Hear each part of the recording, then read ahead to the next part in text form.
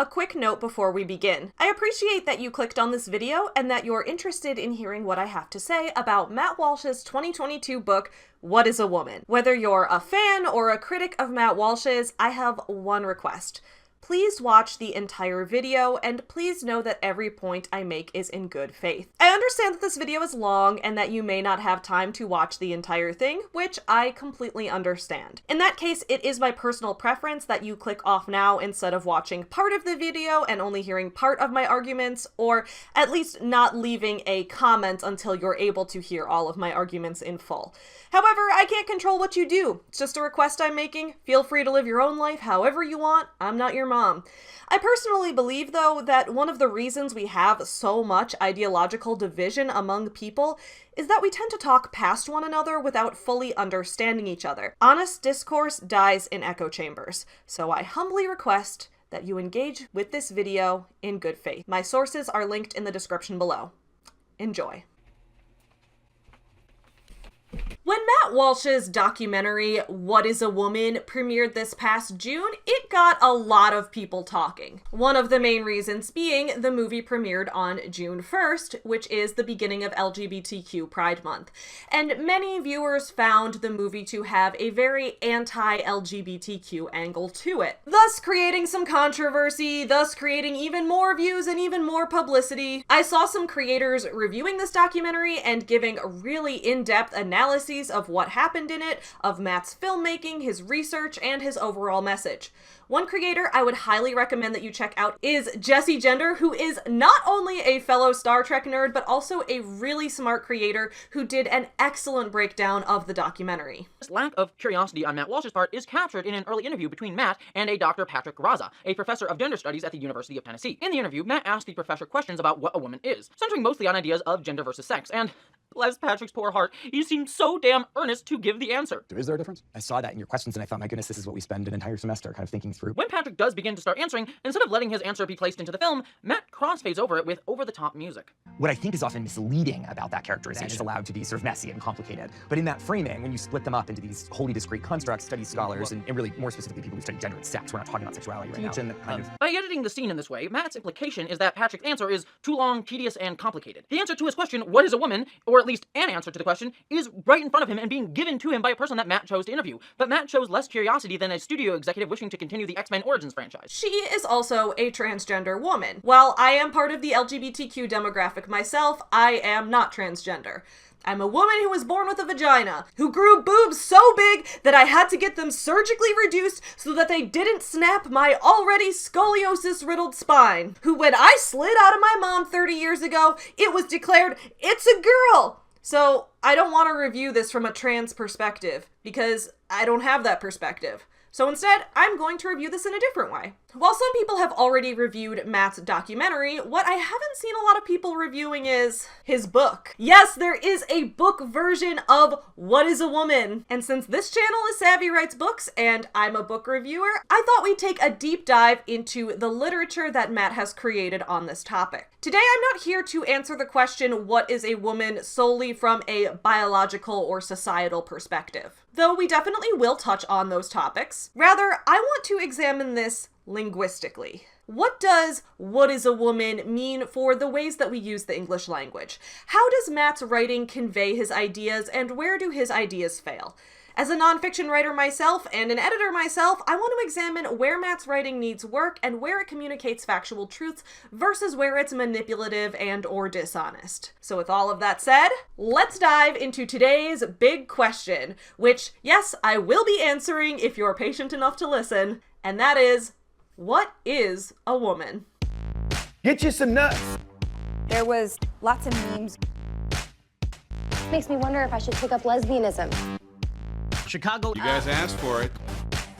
What's up, my fellow small business supporters? I'm Savvy. Welcome back to Savvy Writes Books, the channel where we talk about books and business, where today we're going to be talking about books, particularly one book, particularly Matt Walsh's 2022 nonfiction book, What is a Woman?, a companion piece to his documentary that he released this past June. But if you're new here, go ahead and click the subscribe button, and don't forget to ring the little notification bell so that you'll get notified when new videos come out, which I post multiple times a week, always on Friday at 11 a.m. Central, and always talking about topics related to books and business. And if you enjoy the discussions that I have on this channel, but you want to interact with me more live and in a more casual setting, then please also check out my second channel, Your Morning Guru, which is linked in the description below as well, where we have a monthly book club, so if you like my book discussions, you can discuss books with me there, on camera, live. To start off this book in chapter 1, Matt starts by going around and asking people that he meets, what is a woman?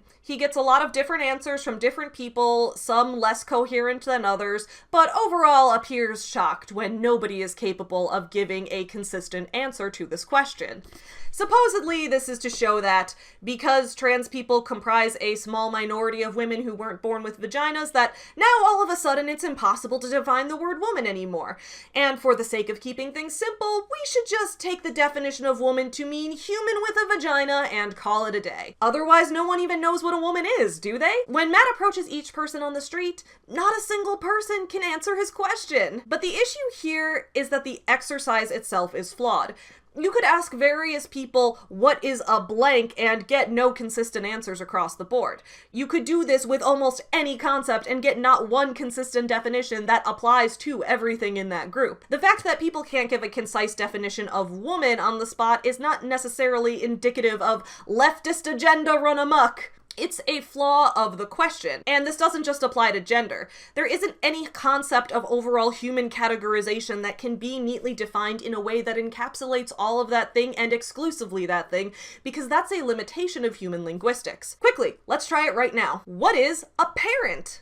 You might say that a parent is one who conceives a child or passes on DNA to their offspring, and that's true for many animals and humans alike.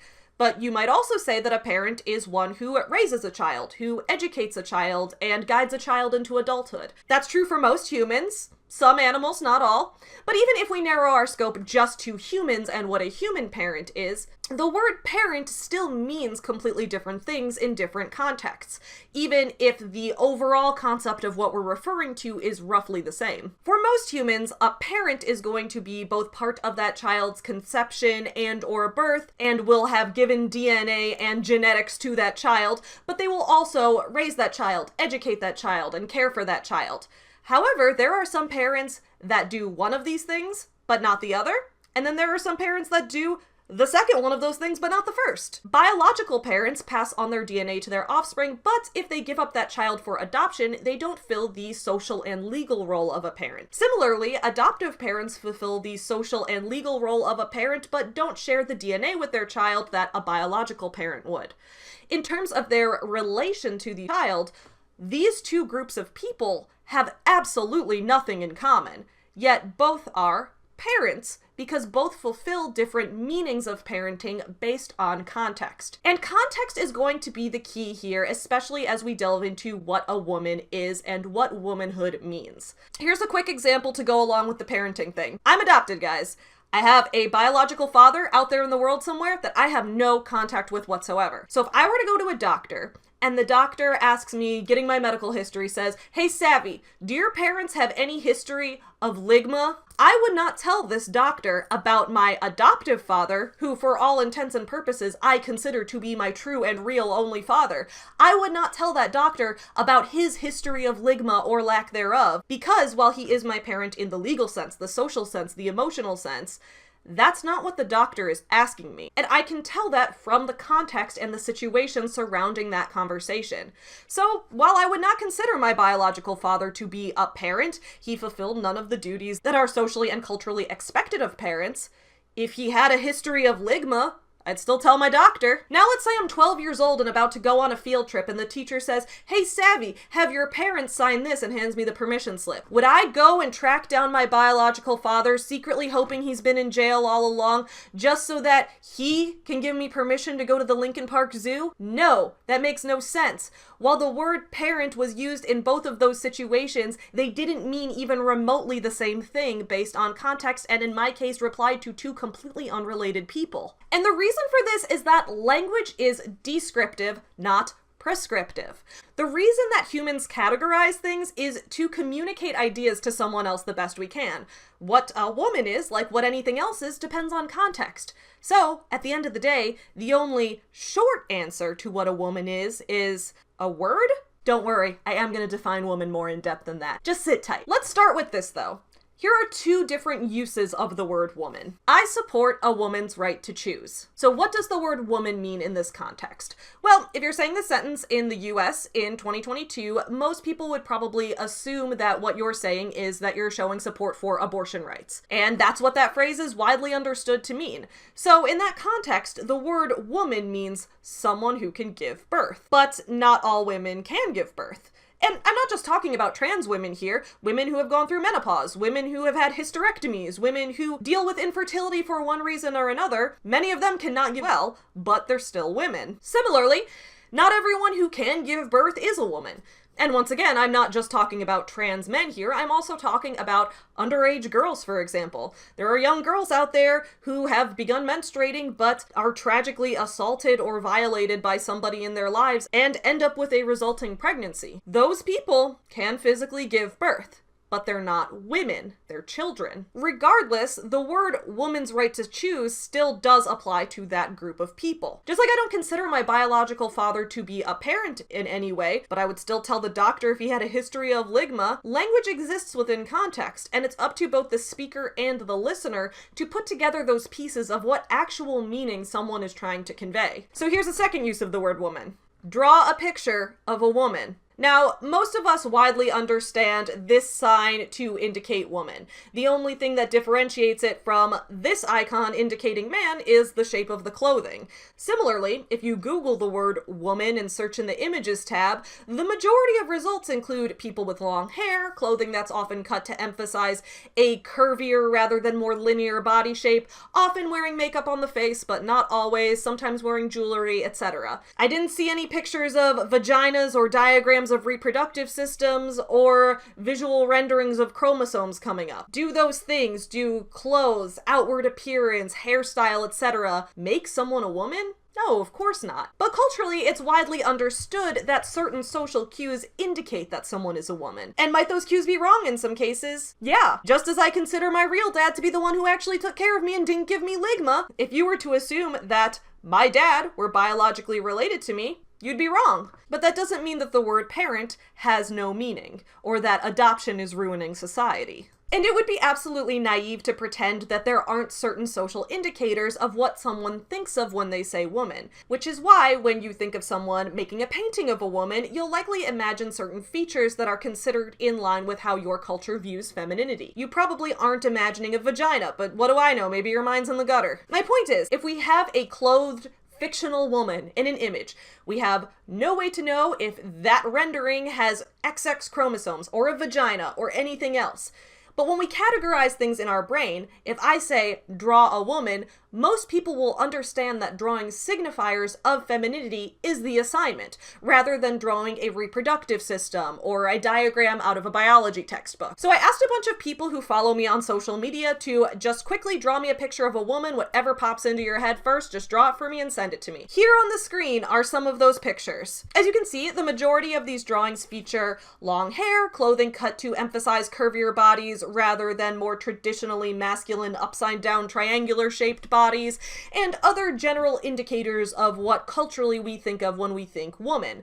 Some include breasts, and none include chromosomes. How do we know that these are pictures of theoretical women when theoretical people have no biology? There are no vaginas or uteruses, chromosomes, or gametes present in any of these artistic renderings. Yet, if someone showed this to most of us and said, "What is this a picture of?" most of us would say, a woman. And that's once again not to say that womanhood is defined solely by culturally feminine roles of the era, but it is to say that, once again, what represents womanhood in context varies based on your sentence, because woman, like everything else, is a word. That's why in this video, we're going to have to examine this question in two ways: the theoretical and the practical. The theoretical is what Matt's question seems to aim to do. Define what a woman is. Give a definition. Find one definition that encapsulates every member of that group and exclusively members of that group.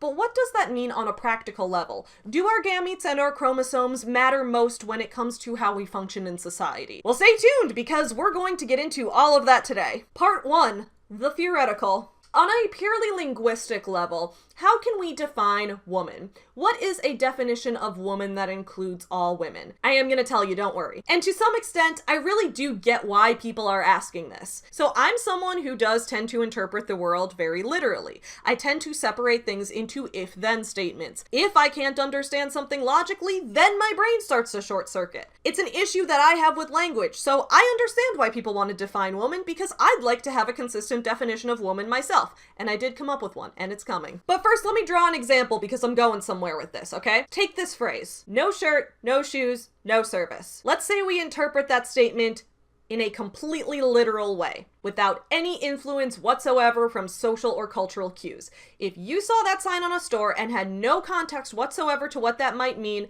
you'd probably be confused. In its most literal interpretation, that sign is saying that this store has no shirts and no shoes and also doesn't offer you any service. So why would you go to that store? There's clearly nothing there. But we know that's not true because when we apply social context, we know that no shirt, no shoes, no service means if you aren't wearing a shirt and if you aren't wearing shoes, then the store will not serve you. It's telling you to put your clothes on. So now let's take that a step further. There's this liquor store in my neighborhood that I love patronizing because they have a fantastic year-round beer selection, including continuing to stock stouts in the summer. I really appreciate that.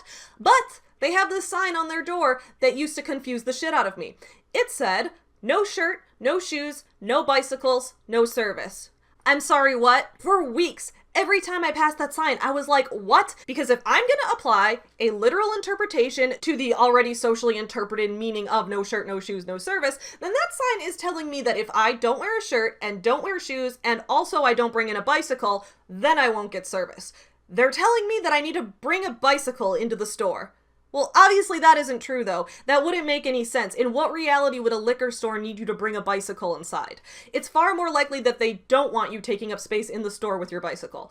So regardless of the purely literal interpretation, the contextual interpretation tells us that the store will not serve us if we do bring in a bicycle. All of this is to say that language is a functional tool. We as humans aren't robots that take words we read and hear as input and then output them in a purely logical way. Rather, language is a way that we indicate abstract meanings to one another as clearly as we're capable. But just as my experience with the bicycle sign shows, I often do have trouble understanding something if people aren't literal and direct, and I have to rely on outside social cues to fully interpret the meaning. That can be difficult and confusing, I get it. So I get why people want to know exactly what is meant by woman, or gender, or any other term that has potential social implications, because it confuses me too. So what object of Matt's am I reviewing right now in this video? I'm reviewing his book. What makes it a book? If Matt walked up to me on the street and said, "What is a book?" could I answer?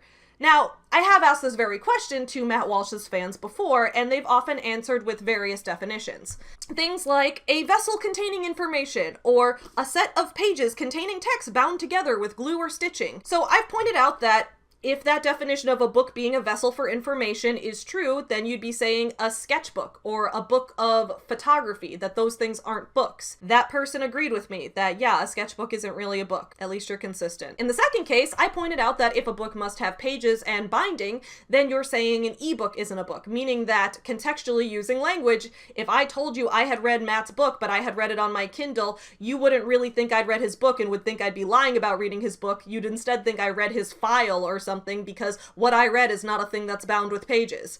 That person that I said this to also agreed that an ebook isn't really a book. So I had two different people, both saying that book means something different, both of whom are willing to admit that completely different objects aren't books, but would fit into book under the other person's definition, with completely contradictory meanings.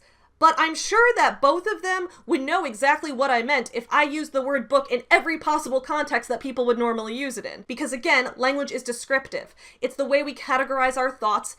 in our heads into the most efficient combination of sound waves possible that we think is going to transfer the jumble of meanings in our head into the other party's head. So with all of that out of the way, what would I do if Matt Walsh walked up to me on the street and said, "Savvy, real quick, I need you to define a woman for me. What is a woman? Tell me right now, or else." Yeah, I probably wouldn't launch into that entire explanation of what I just did. I'd probably say something like, a woman is a human, in most contexts adult, in most contexts biologically female, which is determined by a mix of sexually dimorphic female leading characteristics, including genitalia, chromosomes, reproductive capabilities, hormone balances, and secondary sex characteristics like breasts. But that person need not have every single one of those boxes ticked, and there are some exceptions from that rule, including being one who lives in accordance with culturally prescribed indicators of femininity of the era. And yes, that means you can have someone who has some of those characteristics, but not the others. You can take a butch lesbian powerlifter on steroids who has a higher testosterone level than most women do, dresses in a traditionally masculine style, and has a vagina,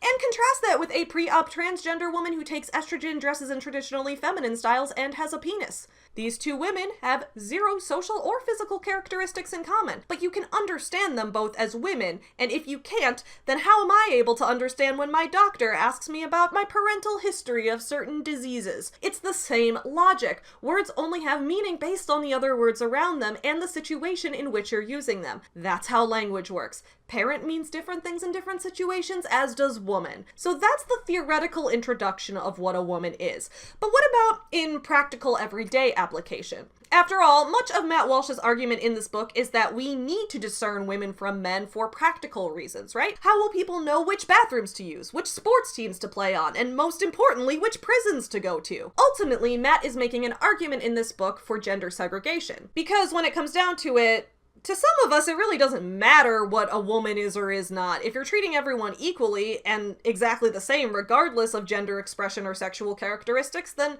what would even be the difference? We can all use the same bathrooms. We can all go to prison together and have a giant prison party with Matt Walsh doing keg stands, right? Well, let's dig a little deeper and review more of what Matt Walsh has to say throughout this book about the cultural, social, and biological implications of Matt's very own War on Women. It's getting warm in here. I'm tired of wearing a sweater. Sorry, y'all. Since we're still in chapter 1, let's identify the book's thesis. On page 11, Matt gives his definition of woman. He says, women are adult human females. They have XX chromosomes. They can bear children and give birth. Even if you didn't know the science or use the exact right words, you could probably point a woman out pretty easily. By nature, they look and act differently from men. Then, later on that same page, he says, we all thought being a woman had something to do with biology, but the nation's top experts keep assuring us that is definitely not the case. Maybe it's when people have certain feminine qualities, but aren't gender roles a social construct? Now, if you're entering this book already on Matt's side of the issue, which is that trans people aren't real, then everything I just read might make perfect sense to you. After all, he is just pointing out the hypocrisy of annoying leftist ideologues, right? And I'm using leftist here a bit ironically, since nothing I read actually has to do with leftism, which overall is closer to the movement for the application of a socialist economic system than anything to actually do with gender, especially considering that trans women with right-wing beliefs do exist. Actually, one of the most subscribed to trans women on YouTube is a conservative. And yeah, I disagree with a lot of her political opinions, but I do agree that she's a woman, just proving that being trans isn't a political ideology, but rather a demographic. But anyway, regardless of what side of the aisle you're approaching this book from, the truth is, Matt's thesis is inherently contradictory. Let's break it down. Matt says, maybe it's when people have certain feminine qualities, but aren't gender roles a social construct? Here, Matt is trying to show the hypocrisy of gender ideology. If gender roles are a social construct, then gender roles can't determine if someone's a man or a woman. That would be sexist. Is the LGBTQ community being sexist and trying to place people into boxes? Well, no, because it wasn't the LGBTQ community who made that argument in the first place. It was Matt. Matt is the one who made that argument earlier on this very page. Remember, also on page 11, he said, even if you didn't know the science or use the exact right words, you could point out a woman pretty easily. By nature, they look and act differently from men. Matt himself is the one making the argument that womanhood is socially constructed. If I could point out a woman pretty easily, then womanhood can't be defined primarily by chromosomes. I can't even see those. And yeah, the majority of people with X-chromosomes will grow up to have breasts and a body that's more hourglass shaped and have less facial hair than someone who's born with XY chromosomes. That's true on average for the majority of people, but it's not true for 100% of people, which is why my definition of woman, unlike Matt's, has the with some exceptions addendum.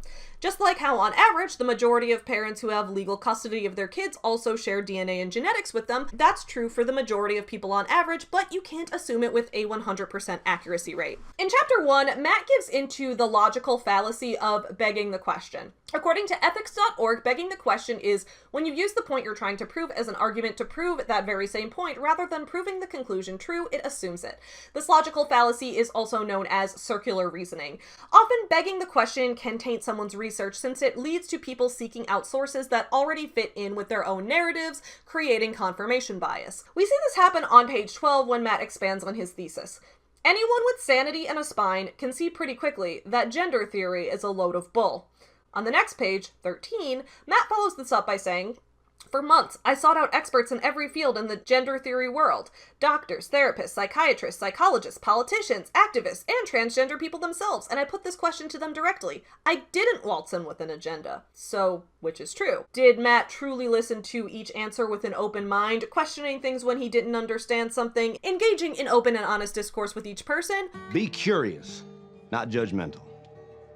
I like that. Or did he believe, as he outright stated on the previous page, that anyone with sanity in the spine can see pretty quickly that gender theory is a load of bull? Was the conclusion obvious to him from the beginning? Because if so, that's not really research, that's begging the question, that's confirmation bias. And that's fallacious. And according to Matt's own point about biology, women can't be fallacious. That's a pun. Checkmate, atheists. The only reason I even have a spine is that I was able to access boob surgery, Matt. My disproportionately large breasts were causing my already twisted spine to deteriorate, and I'll put some of my old boob pictures up here in case anyone's getting bored. Keep watching, here's some boobs. Chapter 2 of this book, The History of Gender, was particularly interesting to me because of Matt's views on linguistics. This chapter attempts to discern where gender theory started. Is gender a religious concept? Is it a cultural concept meant to divide people into categories? Is it born out of ancient civilizations and adapted with the times? Or is it solely based on sexual dimorphism? At one point, Matt asks this to a professor of pediatrics at Brown University. While Matt and this professor talk past each other, clearly using different meanings when they say things like sex and gender, in a comedy of errors you'd see on Everybody Loves Raymond when you're stoned at 3 a.m. After a while, Matt asks for clarification. I'm also confused by the language because I can't quite understand where you fall on the question of male and female and if that's a biological reality.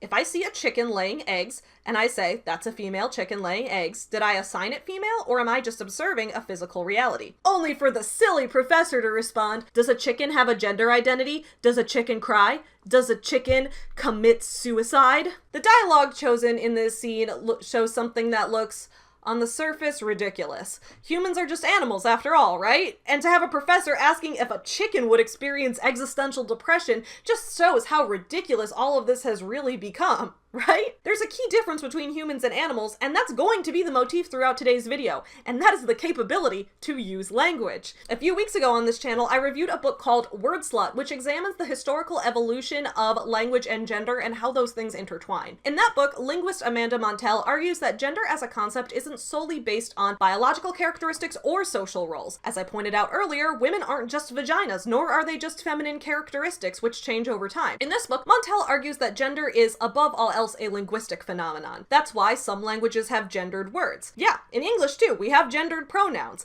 She being the feminine, he being the masculine, it and they being the neutral, even though we don't have gendered nouns the same way that a language like Polish does. In Polish, cats, dogs, horses, and elephants are masculine, even though those animals themselves have their own individual sex characteristics. Linguistically, they're all masculine and they would all take masculine adjective forms. However, in Polish, the word animal itself, zwierzę, is gender neutral and takes neutral adjective forms. Polish has masculine, feminine, and neutral. Meanwhile, Spanish has no neutral form, only masculine and feminine. Meanwhile, in both of these languages, inanimate objects with no characteristics all have masculine and feminine and neutral linguistic qualities as well. The word food, comida, in Spanish is feminine, but in Polish, jedzenie is neutral. Dinner, however, is feminine in both Spanish and Polish, and in both languages, lunch is masculine. Now, you might be thinking, okay, sure, yes, some languages, or most languages, assign genders to words, but that doesn't have much to do with human gender, does it? Well, I mean, that depends what you mean. If we're asking what is a woman in the theoretical sense, woman is the feminine form of the noun human. It's a representation of some linguistic gender existing in English, even if the vast majority of English nouns are neutral. And that kind of brings up a new question. Let's say that gender roles and linguistic genders and all their forms cease to exist. Let's say it's 100 years in the future and nobody makes any assumptions about anyone based on their biology, sex, gender, or anything else. We're all humans first and foremost. We have equal rights in every way. We have equal treatment by outside parties. Would trans people still exist? Because if there was no socially constructed gender, would people still want to change their gender? Is trans purely a social phenomenon? I'm gonna answer this, but first, let me say that I don't believe Matt wonders this question in good faith. I do think that people like maybe J.K. Rowling and Ariel Scarcella once did ask these questions genuinely and then got swept down the turf pipeline instead of exploring the various sides to the issue, but I don't think Matt has ever been genuinely wondering about this, based on how in Chapter 1 he specifically said that women, by nature, look and act different from men. Matt is explicitly arguing in this book that not only should we define womanhood by chromosomes and genitals, but that we should also define it by feminine gender roles, and that a woman who is womaning correctly would be not just socially feminine and not just biologically, but must be both socially feminine and biologically female. Regardless, though, I'm genuinely asking this because Matt's book got me thinking, which is, I guess, one of the few positive things about it. The answer, of course, is that, yes, trans people would probably still exist because gender dysphoria is a real and medically documented phenomenon, often having to do with the intense desire to change your physical body. For many trans people, part of the transition process includes taking hormones and getting surgeries to gain those qualities. So let's just talk about that for a moment. Back in Chapter 1 of this book, on page 12, Matt said, words and phrases bubbled up everywhere, such as gender dysphoria, gender reassignment, preferred pronouns, etc. Here, Matt is presenting gender dysphoria as a new concept, something that the LGBTQ community indoctrinated our youth with, rather than an actually medically recognized phenomenon.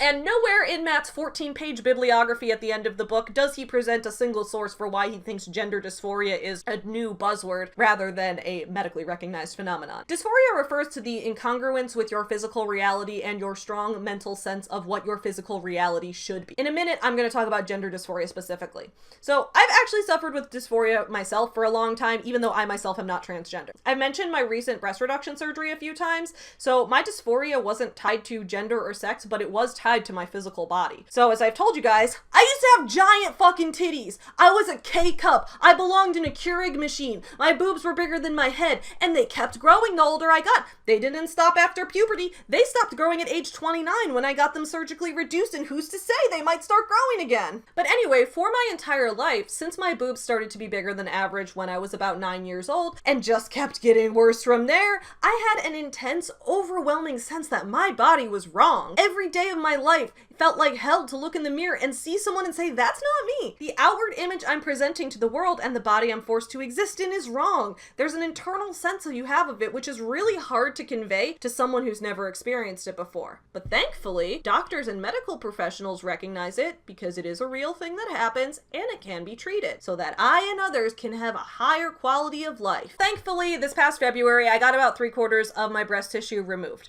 And the second I was out of surgery, I felt right. No, I felt hungry, but then I ate some saltine crackers, and then I felt right. I no longer feel any dysphoria. I no longer feel wrong in my body. I know my body is correct right now. This is how it should be. I can exist every day without having this intense stress that my outward self and my internal self are at complete odds. The fact that I can now live comfortably after getting a surgical body modification only made me more supportive of trans people's right to physical health care, because I'm an American who believes in freedom, and I think we have the freedom to do whatever we want to our own bodies, and that no one should ever have to live in a body that feels inherently wrong. So how does any of this relate to gender and what is a woman and all of that? Well, one of the most common forms of dysphoria is gender dysphoria, and when I say most common, that doesn't mean it's common on a global scale. Keep in mind, this book is written to address the fact that a very small percentage of the population is transgender. So according to the DSM-5, which is usually considered one of the leading sources on mental health, less than 0.1% of people, about 1 in 1,000 people, will experience gender dysphoria. So keep in mind that books like this are written about an extremely small percentage of the population to begin with. Now, as Matt does point out in this book, which is one of the few things he's right about, there isn't one single source that really agrees on how many trans people exist. While the DSM estimates it at about 1 in 1,000, other sources present different numbers. Some sources show 1/3 of a percentage point of people being trans, while others show it being slightly greater than 1%. Regardless of the exact number, both of these statements are true. The fact that sources disagree on how many people are transgender doesn't debunk trans people being real or valid. Over time, yes, the percentage of the population that is transgender has increased, and some, including Matt, may attribute this to transgenderism being some kind of social phenomenon rather than a medical and scientific one.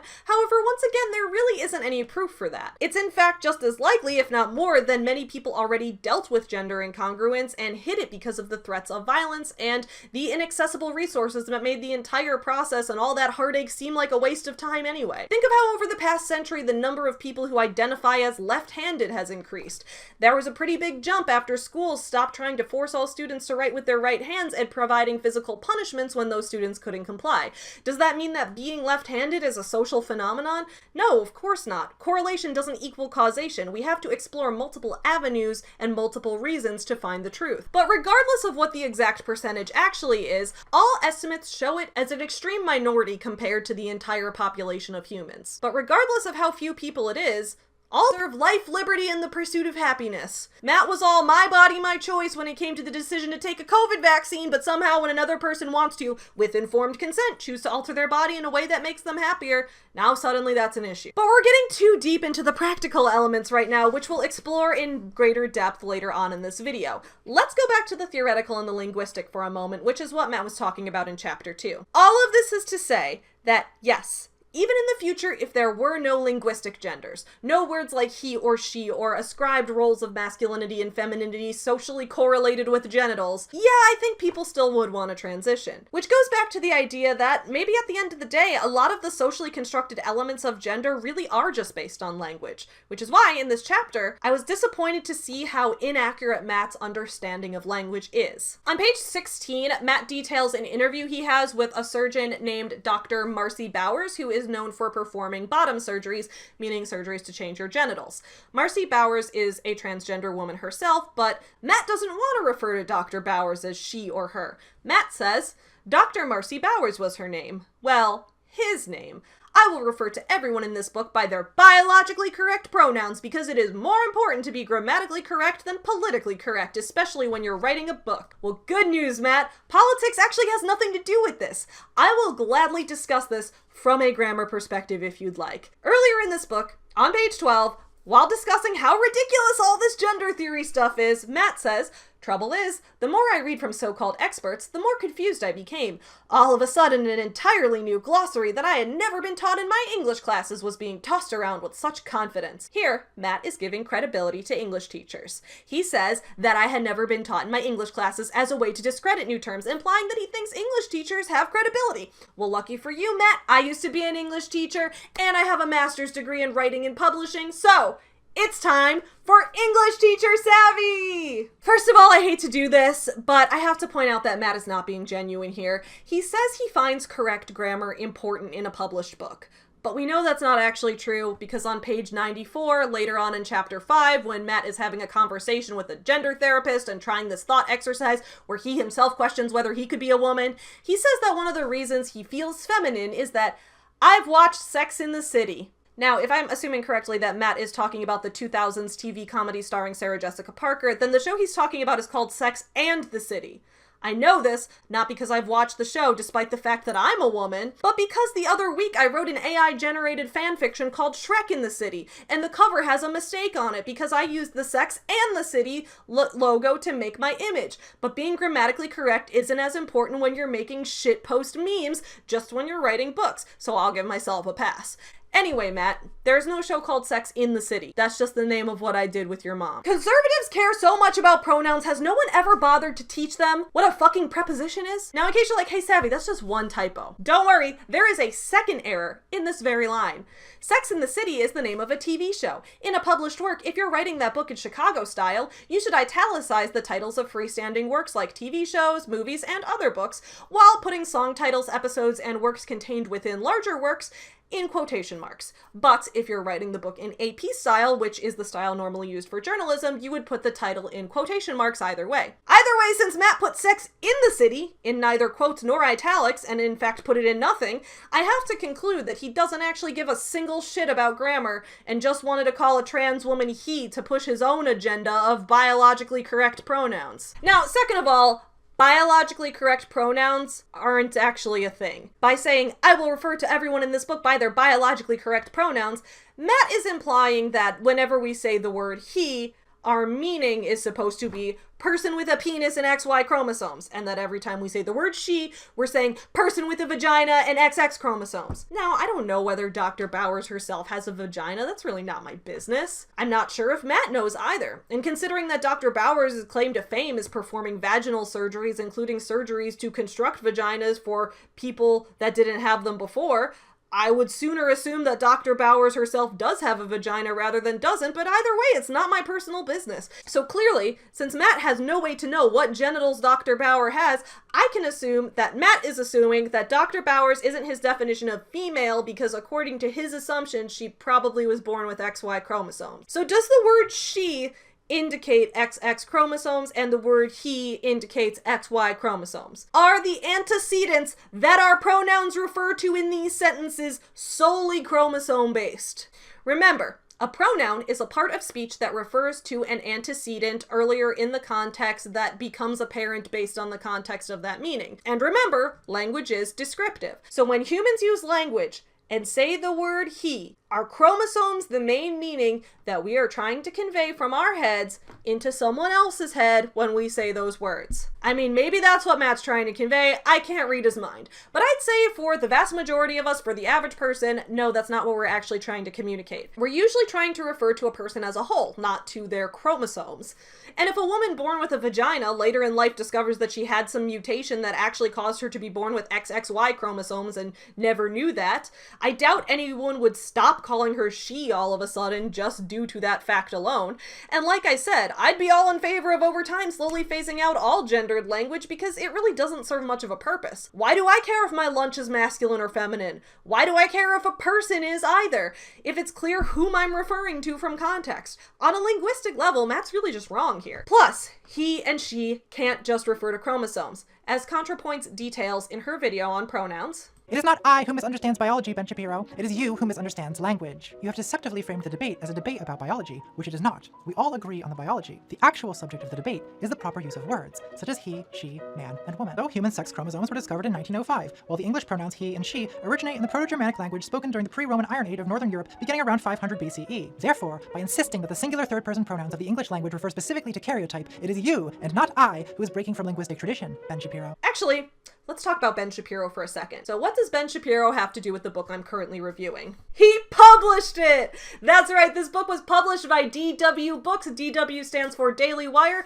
a company owned and operated by Mr. Wet-Ass P-Word himself. Some wet-ass P-word. P-word is female genitalia. Back in January, I reviewed Ben Shapiro's book, The Authoritarian Moment. In that book, Ben also argues that there is such a thing as biologically correct pronouns. Of course, without any actual detailing of what what that's supposed to mean. As I point out in part 2 of my video series on that book, Ben himself uses the word she outside of referring to vaginas or XX chromosomes. Specifically, at least twice in the book, he refers to the entire country of the US as she and her. When Ben says that he respects America and her institutions, we know that Ben isn't saying that the entire country of the US has XX chromosomes. That wouldn't make any sense. This all goes back to my initial argument. Language is contextual. The meaning of everything only exists in context. As a result, pronouns are a linguistic concept, not a biological one. In the same way that lunch is masculine. And because it's October and it's spooky Halloween time month, let's give another seasonally appropriate example. So I'm watching lots of scary movies right now because that's a fun thing to do in the fall, and last weekend I watched the 2017 version of the movie It, based on the book by Stephen King, and ironically enough, the title of that book in the movie is itself a pronoun. Anyway, in the movie, right before little Georgie sees Pennywise the Clown's creepy face popping out of the sewer, he borrows a paper boat from his older brother Bill. Georgie originally refers to the boat as it, not to be confused with the clown who's referred to as it. But Bill corrects him, saying that you're supposed to refer to boats as she. Is Bill's paper boat trans? No. Language is contextual. And on that note, Pennywise the Clown has pretty much always been portrayed by cisgender men. Tim Curry, then later Bill Skarsgård, yet the clown is, as the title of the movie indicates, referred to as it. Why isn't the movie It called he? Maybe because pronouns aren't biological, they're contextual like all parts of speech. No, Matt, by calling Dr. Bowers he, you're not being grammatically correct. You're just being rude. And considering the fact that Dr. Bowers presents in a culturally feminine way, and due to having medically transitioned herself, she does also share a lot of physical qualities with female sexual dimorphic qualities, calling Dr. Bowers he only serves to confuse the audience more than clarify anything. You're not being grammatically correct, you're not being accurate, and you're also not being more clear. If anything, you're just pushing an agenda of your own. Part 2. The practical. So we've determined that woman as a word has a different meaning based on the context you're using, hence why trying to find one concise definition of woman, like of anything, is an exercise in futility. So why do people even try to figure out what a woman is, or what a man is, or what anything is for that matter? Well, that's where we enter the practical realm. Now, in my personal opinion, I don't really see much need to have one singular definition for woman or man or anything else, because if we're treating everyone equally, then it doesn't matter what gender or sexual characteristics are outside of the context where those things are actually relevant, like in the doctor's office or in a sexual encounter, at which point it will become appropriate to gather more of that type of information. But I'm also aware that a gender-free world with no sex-based assumptions is not one that we're currently living in. We do face certain social cues that indicate gender and sex, just like I mentioned earlier when I talked about the way that most people will draw a picture of a woman with long hair, despite the fact that some women like me have short hair, and many men can have long hair as well. We're not living in a world free of all stereotypes and associations. So, to an extent, maybe we do need to figure out how to categorize people for practical purposes.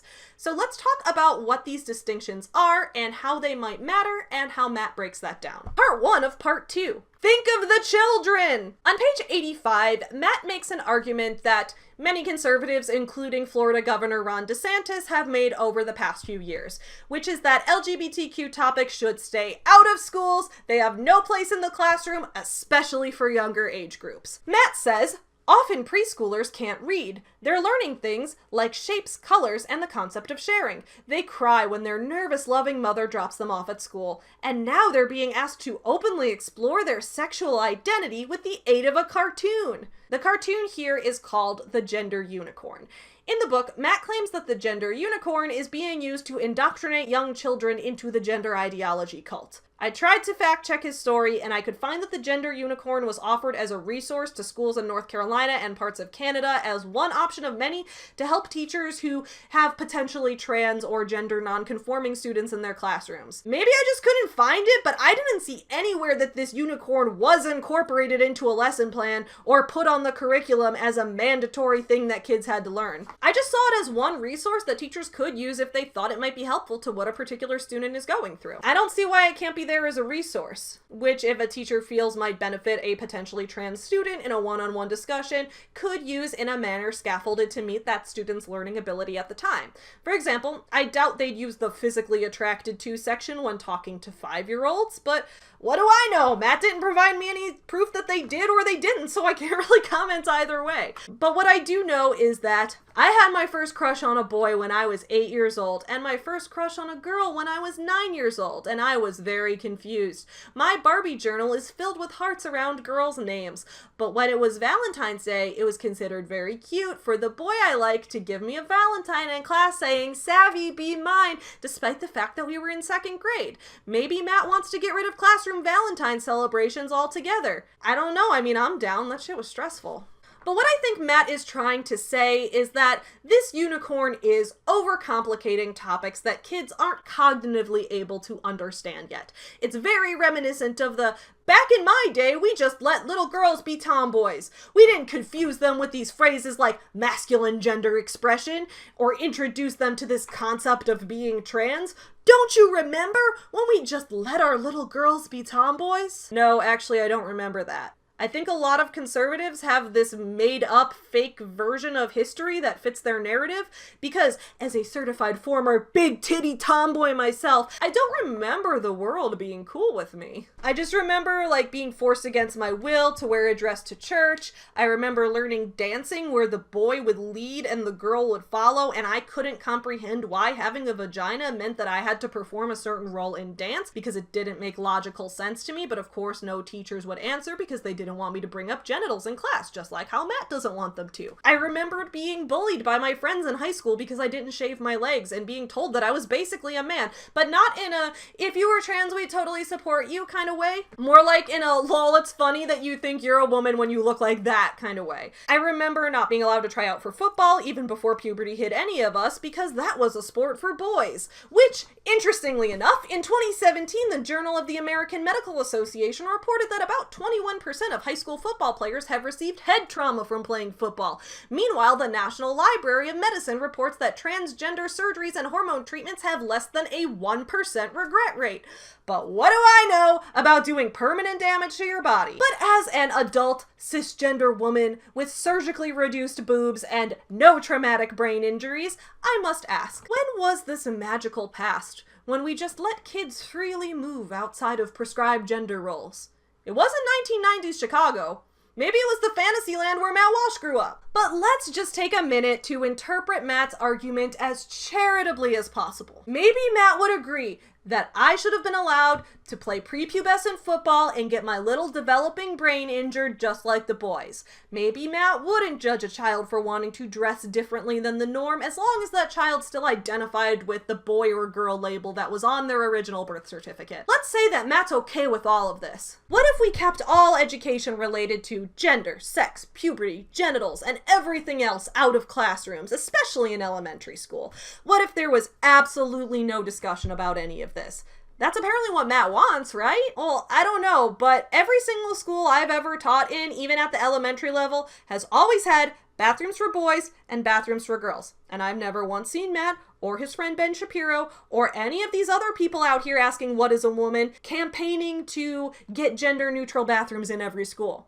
So if we can't talk about gender or sex, how can we tell students which bathroom they're supposed to go into? The answer most would give is students will go into the bathroom that correlates with their sex, meaning their genitalia, and teachers will direct them there based on the information in their school record, which is based on their birth certificate. If you've ever spent any amount of time in an educational setting with kids, especially those in preschool and elementary school, you know their favorite question to ask is why? Why this? Why that? Why isn't it lunchtime? Why can't I pull Susie's hair? Why are there no dinosaurs outside? Why won't my mom buy me a puppy? On and on and on and on, even when it's not relevant to class, especially when it's not relevant to class.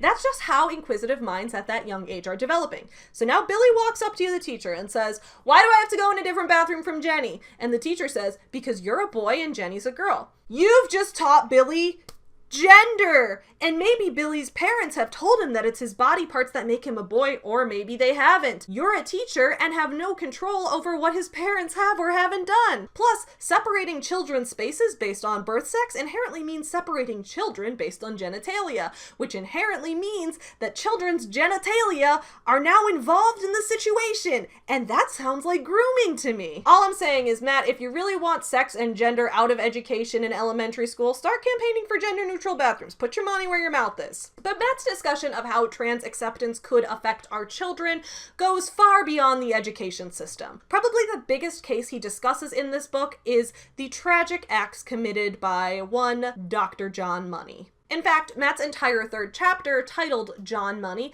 is meant to show how one of the pioneers of gender theory was actually an evil, unethical child abuse apologist, evil scientist archetype of a surgeon who mutilated and botched children's bodies. You know what? That's true. Yeah.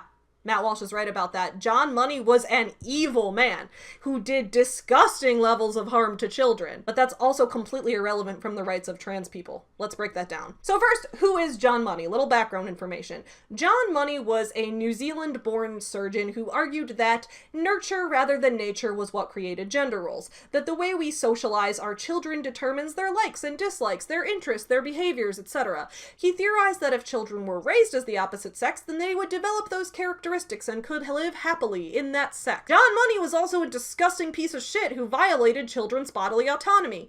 John Money absolutely sucks and deserves all the hate he gets. Matt Walsh, you and I, we can agree on that 100%. But where we differ is on the takeaways from what Money's tragedies actually are and what they say about how to move forward in the future. So for a brief history, Money's most well-known experiment, I want to vomit saying that, was when he operated on a pair of twin babies. During the twins' circumcisions, a terrible accident happened with the equipment and it burnt off one of the babies' penises. So their parents, distraught, learned of this John Money guy and thought, hey, if he's right that this child could just as easily be socialized as a girl and grow up into a woman, then let's raise our child as a girl rather than raising our child as a boy without a penis. I think that this article goes into it pretty well from Medium. Again, all my sources are linked below, and this is called No, Dr. Money Did Not Invent Gender, citing him against gender identity as a smear tactic, not a logical argument. Let's take a look. TLDR, yes, John Money did unethical and abusive things in the 1960s. No, that does not invalidate the idea of gender identity, a term he popularized, but not a thing he invented. John Money is most notorious for the case of David Reimer. In 1966, followed a botched circumcision that left the baby without a penis. Money was contacted by the parents and convinced them that sex reassignment surgery would be in his best interest, but did not explain the novel experimental nature of this approach. Reimer received surgery and hormone treatment, had his name changed, and was raised as female. Money reportedly published papers on the success of this experiment. Reimer's parents also initially hid their doubts and told the clinic that it was successful, clearly untrue. Reimer did not identify as a girl, and his parents told him the truth at age 14. He detransitioned and underwent surgery to reverse the female body modifications. He later married and raised 3 stepchildren. I'm not reading this part out loud because of monetization, but basically, it involves gross physical abuse of children. The failure of the experiment was not revealed until 1997 when Milton Diamond, Money's long-term rival, and Keith Sigmundson documented how the twin had struggled against his imposed girlhood from the start. Diamond critiqued Money's blank slate theory back in 1965, and Money may have seized upon the rare opportunity of the Reimer twin experiment to prove his ideas and defeat his rival. Many years later, the twins separately took their own lives in their late 30s. It's a tragic and grim history, but in relation to trans people and gender identity, what's the actual logic here? It's rarely actually spelled out, and I believe this is entirely deliberate because there is no logic. It's a guilt by association smear designed solely to provoke an emotional disgust response. The most fundamental issue is that things still exist before academics write about them and give them names. The idea that Money created gender identity or trans people rather than merely observing and describing it is absurd. It's like claiming that gay people only existed once someone coined the term sexual orientation and could be unexisted by discrediting that term because some academic turned out to be abusive. Oh wait, that actually happened because it was Dr. John Money who introduced the term sexual orientation in place of sexual preference, arguing that attraction is not a free choice. He also replaced the term perversion with paraphilia, yet nobody seems to be using his story to discredit those terms. I will say nobody except Matt Walsh. Matt Walsh Matt Walsh did that too. Matt Walsh did use this as an example of why having a sexual orientation that isn't just wanting to breed and make babies is gross, and that why paraphilia instead of perversion is also gross because doing BDSM is gross. Basically, a lot of Matt's argument in this book is, I'm gonna make this sound as gross as possible, and if you think it's gross, then we all should agree that it should be banned because nothing that I think is gross should exist. That's basically Matt's argument for a lot of the book. Also, let's look at this. John Money probably didn't even invent gender identity. The term gender role appeared in print first in 1955. The term gender identity was used in a press release on November 21st, 1966 to announce the new clinic for transsexuals at the Johns Hopkins Hospital. However, Robert Stoller described the concept of gender identity at the Stockholm Congress in 1963, published in 1964. Earlier still, in 1958, the Gender Identity Research Project was established at the UCLA Medical Center, and Stoller documented the findings from this project in his 1968 book. There's no evidence that the term was coined by Money. Pun intended. Additionally, then, this article goes on to pull up historical examples of trans people that existed long before John Money and his research. One example being, I want to make sure I'm pronouncing this right, Lily Elbe, who was born in 1882. She also had surgery. There are also documented cases of trans people who lived their lives like trying to physically appear as the opposite gender before any type of surgery for these things was even possible. But this is someone who got to medically transition pretty early on. And also keep in mind that it's once again fallacious to claim that because John Money was a disgusting human being that everything he discovered is automatically declared useless. We should always seek to uncover information ethically, but information uncovered unethically can still be true. That doesn't mean we should intentionally seek it out, but it doesn't mean that it's productive to disregard it once it's already obtained. Until Matt Walsh can use his big boy science brain to build me a time machine, we don't have any chance of changing the past, so why disregard the information that was there if it's true? Actually, by claiming that trans healthcare is bad because of John Money, Matt is giving into the argument from motives, which is a variation of the ad hominem argument. So there's this master list of logical fallacies from the University of Texas, and it gives this great example of how this works, where it's like saying, Bin Laden wanted us to withdraw from Afghanistan, so therefore we have to keep up the fight. The source also says, evil people with the most corrupt motives sometimes say the truth. So here's a comparison. I think all of us in this room, including me and Matt Walsh, all of us together, can agree on this statement. Slavery is bad. If you don't agree on that, I'm sorry, you're too far gone, I can't help you. Who are some of the people who participated in slavery? Who are some of the people who owned other human beings, treated them like objects, and participated in a system that is one of the most disgusting stains on human history? Well, for one, the US's own founding fathers. So we can all agree that slavery is bad, and we can also know factually that many of the founding fathers of the US owned slaves, and that without our founding fathers, we wouldn't have the US as it is. Does that mean we should disregard the entire US and take away our status as a country? Matt, would you be on board with that? Would you be on board with taking away the US's status as a country? Probably not, considering from everything I've seen, Matt is proud to be an American and considers the US to be a great country. And that's just to say that we can rightfully disparage the actions of the founding fathers and recognize the US as a current country at the same time. Similarly, we can disparage the actions of John Money and also simultaneously recognize that transgender medical procedures can be a good thing when applied properly. Those statements can and do coexist. Cases like these lead into another important topic that this book covers, but Matt does quite carelessly and in a very surface level manner. And that is part 2 of part 2. Transgender healthcare. In the John Money chapter, Matt's argument seems to be that trans surgeries are inherently wrong, that changing someone's genitals, hormone levels, or body is bad. But what Matt neglects here are two key things. First, that the John Money case is actually an example in favor of the reality of gender dysphoria and how trans healthcare is beneficial. And second, that there's a massive difference between permanently altering a baby versus a sentient human giving informed consent about their own body. So let's break those things down. First, the case of the Reimer twins is actually an argument for bodily autonomy, especially as it pertains to sex and gender. Matt himself, on page 59, during David Reimer's detransition, for lack of a better word, he had a phalloplasty in an attempt to regain the penis he had lost. First of all, it's clearly not a penis alone that makes someone a man. I'm sure Matt, as well as most of us, would agree that even before David's phalloplasty surgery, he was still a man. Even in the moments after his failed circumcision, he was still a baby boy despite lacking the genitalia normally associated with boys. In addition, what David Reimer tragically experienced throughout most of his life was gender dysphoria. It was gender dysphoria in reverse of how trans people tend to experience it, as David himself was never meant to be trans. but he still experienced dysphoria. When David was given estrogen against his will and denied access to a surgically imposed penis throughout his childhood and adolescent years, he felt wrong. The book itself says so on page 58. He rejected the lie that he was forced to live. He switched back to male, hoping to recover his true identity. He began taking testosterone to counter the doses of estrogen he had been forced to receive for so many years. So Matt is capable of understanding how living in a body that isn't right for you can devastate a person. The empathy that Matt shows to David shows that he's capable of understanding dysphoria.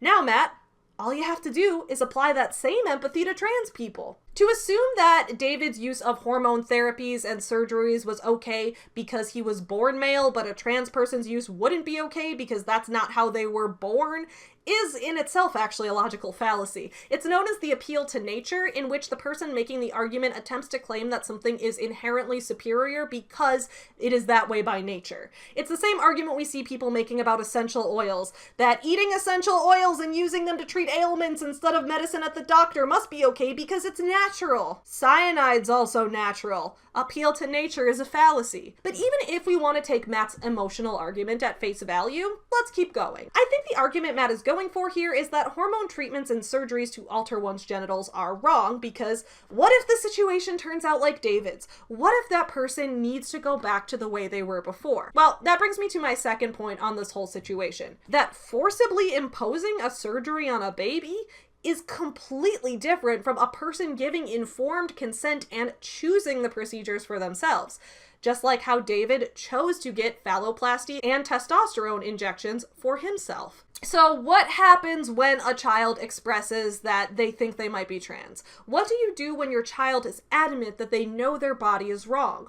Well, according to Matt, you should limit their social media access. Which, to be fair, I'm all for kids going on social media less. It's extremely damaging to their mental health, and it's filled with people trying to scam kids and adults alike. But staying off of social media is not going to cure your gender dysphoria. Matt has a few arguments about transgender medical procedures and how they relate to kids.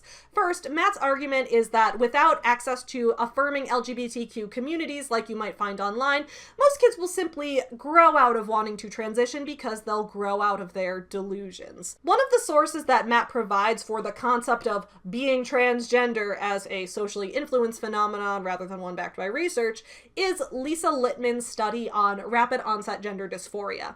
Now, when I reviewed Ben Shapiro's book, The Authoritarian Moment, earlier this year, which also cited the same study by Lisa Littman, I explained how the study itself is flawed and used biased research to draw its conclusions.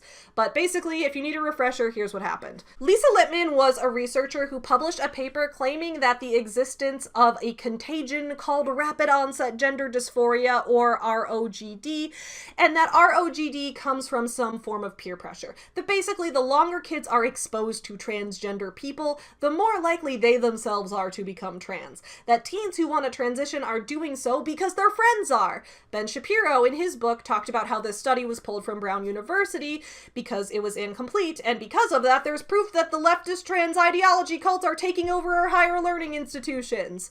Only, as Ben himself said, no, the study wasn't pulled for political reasons. It was pulled, as he said, because it was incomplete. After looking further into the study, many people found flawed and incomplete research that didn't tell a full story. The easiest way to skew a study is to intentionally choose subjects that will fit your hypothesis rather than sampling a wide variety of people, which would theoretically be a microcosm indicative of the population as a whole. Littman did the former. She intentionally sought out anti-trans forums online, specifically hubs for parents to complain about how they didn't like that their kids were expressing an interest in transitioning. She then interviewed those parents, and those parents alone, for her study. She did not interview the kids themselves. And sure, maybe that's because there's a lot more ethical considerations when it comes to a minor consenting to a study. But she also refused to interview the children's doctors. Even in cases where the children's doctors disagreed with the parents, she took the parents, who were predisposed to be anti-LGBTQ based on the website she was selecting to choose people to interview from, and she was taking their word as evidence. The study was pulled because the research and the science was faulty. And Matt continuing to cite it, and to cite ROGD, which has never been legitimately recognized as any kind of truth, is one more way to show how little Matt actually delved into this topic. But Matt maintains that many kids will grow out of gender dysphoria. Repeatedly throughout the book, he cites a statistic that 82% of children will grow out of gender dysphoria. A doctor in the book tells him this stat, and because Matt trusts doctors when they agree with him and doesn't trust them when they don't, he takes that statement as fact. So I decided to look into this. Was it possible that 82% of people would grow out of gender dysphoria? Because if so, that's a lot. And no, there is actually no evidence that that's true. The one place that does imply this is, once again, based on flawed research. When parents reported their young children as being trans, many of those kids in that study hadn't even declared themselves as trans. Rather, the study included all children who displayed gender incongruent behavior, meaning if you were a little boy who enjoyed playing with dolls and wearing princess dresses, you were counted as a potentially trans child. Then many of those boys just grew up to be men, some with feminine qualities, some without, and that was then counted as proof of them detransitioning or growing out of gender dysphoria.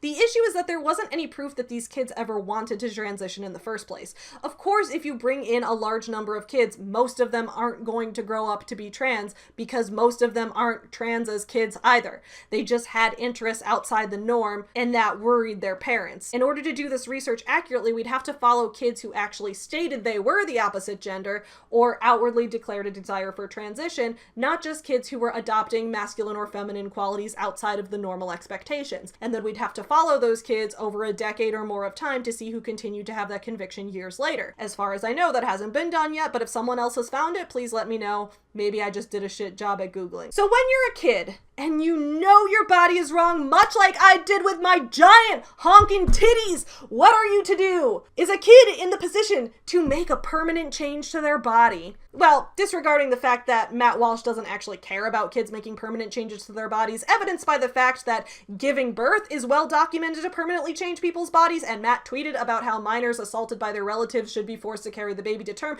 we can see that when it fits Matt's personal agenda, he's fine with children's bodies being permanently altered. Hello, Editing Savvy here. Okay, I spent all of yesterday filming this video, as you know, and then guess what comes out right after I finish filming? So I'm here as Editing Savvy to give you guys a little update because I realized in my making this video that I gave Matt Walsh way too much benefit of the doubt. I took his arguments in way too good of faith. He has this whole thing about, like, think of the children. Children shouldn't be able to make any changes to their body that could ever potentially be permanent. And of course, in the video, we're going to get into why that argument is flawed in so many ways. But Matt Walsh himself doesn't even believe that because this is what just came out about him yesterday, okay? And we're going to break it down. So if you're a Matt Walsh fan, just please bear with me because I am going to break it down, okay? Thank you. Okay, so this is on Twitter. It says, just to be clear, Matt Walsh thinks that a 25-year-old man is too young to have his opinions covered by journalists, but a 16-year-old girl is old enough to get pregnant?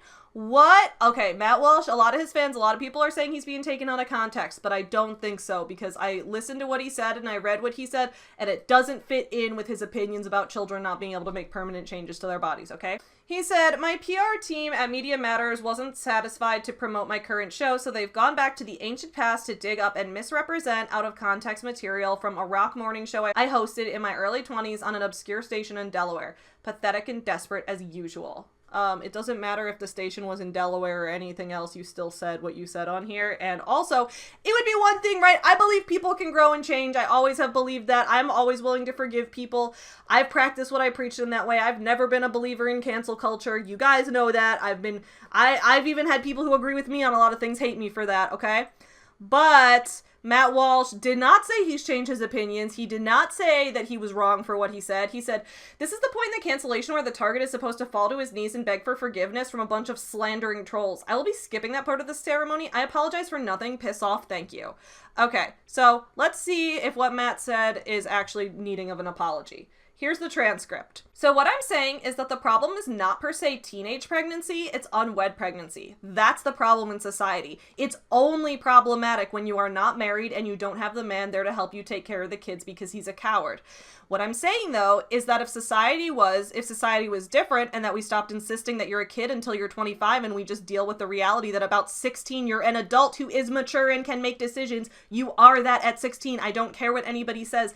And if you're going to tell me it's different, well then How come for the first 10,000 years of human civilization, that's the way it was? It's just recently we're all ableist slur until we're 25. And I got some more news for you. 17-year-old girls and 18-year-old girls that are still in high school just getting into college, many of them want, biologically and metaphysically and with everything in their body, they want to settle down and they want to start a family, and that's always going to be that way no matter what you do. Matt Walsh was trying to claim, and a lot of his fans I think were trying to claim, that since a lot of what Matt said was in his show was, I'm not saying that I'm promoting teenage pregnancy, I'm not saying that I'm promoting 16-year-olds getting pregnant, I'm just saying that it is a historical fact that for many thousands of years of human society, people did have children around age 16, that is a time when they are the most fertile. Now, first of all, to his argument about people being most fertile in their teenage years, if he means solely in terms of being able to conceive, yes, people are quite fertile at that point, if that's what he means. But if he means in your body being in the peak condition to carry a child safely to term without permanent and lasting damages to your body and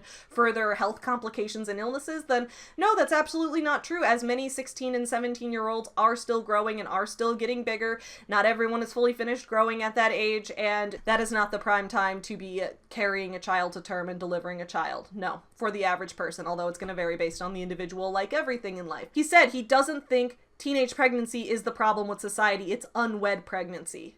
So are you saying that if teenage pregnancy isn't a problem, but unwed pregnancy is a problem, following that line of logic, you're saying that you think it's okay for people who are 16 to be getting married? And I think that is what he's saying, because he did explicitly say in this transcript that at 16, you're an adult who's mature and can make decisions. Where's all his irreparable damage narrative now? If a 16-year-old, because remember, later in this video where I talk about how Matt Walsh is like upset about the idea of children getting surgeries related to trans healthcare, such as top surgery, bottom surgery, that kind of thing, he's talking about like, oh no, this is happening to kids. I was willing to give him the benefit of the doubt because I looked it up. The youngest cases of people getting bottom surgery is at 17, and it's usually done after that. 17 is like the absolute youngest they'll do it, and it was like when someone a few years ago got it done at 17, there was like news stories that came out about that as like, wow, one of the youngest people to ever get this done, right? So I was willing to give him the benefit of the doubt and assume that he just thought 17 was still a child. That being 17 was you're under 18, you're not old enough to vote, you're not old enough to join the military, you're not old enough to do those things. So there should be one age. And I was willing, like, while I disagree with his viewpoint about what to take away from that, I was willing to give him the benefit of the doubt of intellectual honesty that is what he was saying, but it's not, because he explicitly says, and okay, he's like, I was just 25 when I said this. Okay, you said 16 was an adult, so you're like 9 years past being a full adult who's old enough to make decisions to have children by your own standards at that point. So if you're 25, you're old enough for me to criticize you in that way. And also, not only that, he said that he stood by what he was saying here, so he didn't say he's changed his mind since then, so I can assume that this is what he still believes. So Matt Walsh believes that if you are 16, you are old enough to make a permanent decision. Having a child is a permanent decision, because you have another person in the world that you are responsible for now. There's another whole human being that you brought into the world. He's saying that at that age, you are mature enough to make that decision. And if you want to say, well, maybe Matt's just talking about making permanent changes to your own body, pregnancy does make permanent changes to your own body, and it comes with so many risks and health complications. So why does Matt Walsh believe that someone who is 17 years old shouldn't be taking hormones or getting bottom or top surgery because they're just a kid and kids are being mutilated? But when you're younger than that, 16, you should be old enough to be able to make the decision, and it should be socially acceptable and not considered a negative thing if you are making the decision to do permanent changes to your body through giving birth to a child and then also having a whole other person in the world. It doesn't make sense. Matt Walsh is not intellectually consistent. I wanted to say that because I really do try to follow people's lines of logic directly. But no, Matt Walsh's end goal is not for children to just be kept from mutilating their bodies. It's not just that he thinks people who are 17 are too young to be making these decisions. He explicitly didn't say that. He explicitly said that 16-year-olds are old enough to be having kids. By Matt Walsh's own logic, no, this really is just an issue he has. He just doesn't want people to have the autonomy. He wants people to be able to make permanent changes to their body when they're permanent changes that he personally thinks will be better for the world, based on his own metrics of the world that he wants to see. He wants the world to follow his specific roadmap for how everyone should have to live their life according to his standards. That's the only way I can piece this together. Feels stupid that I ever bothered to give this guy the benefit of the doubt, but I wanted to take him in good. I really did. Anyway, let's keep going. But in a vacuum, outside of Matt's beliefs themselves, or outside of Matt as a person as a whole, should kids be allowed to make permanent changes to their bodies? Usually, that depends on what you mean by kids, and what you mean by permanent, and on other factors like what the situation itself is, what they're altering their body for, and how necessary the thing is. For example, giving a kid a heart transplant is technically permanently altering their body, but that happens in cases of medical necessity, so no one bats an eye, just like they shouldn't. My philosophical belief is that, as a human, you should gain all freedoms to do everything the moment you're eligible to join the military. So if you're old enough to make the choice to die for your country, and just so you know, death permanently alters your body, it permanently changes it to not alive. In that case, you should be old enough to make any other changes you want to yourself. That's why 18-year-olds can get tattoos or plastic surgery. Good for them. As a tattooed person myself who had plastic surgery on my giant mommy milkers, I support it. If an adult gives informed consent for a medical procedure, whether that procedure is a nose job or getting new genitals, that's their choice. It's not my business to intervene, and it's not Matt's place either. But what about if you're under 18 years old? Now, I personally would leave these choices up to the patients, their parents, and their doctors, since they know better about the procedures, the risks and benefits, the side effects, and the specifics of that individual's situation than Matt or I could ever hope to. But I do quickly want to put one rumor to rest. Prepubescent children are not getting genital surgeries to transition.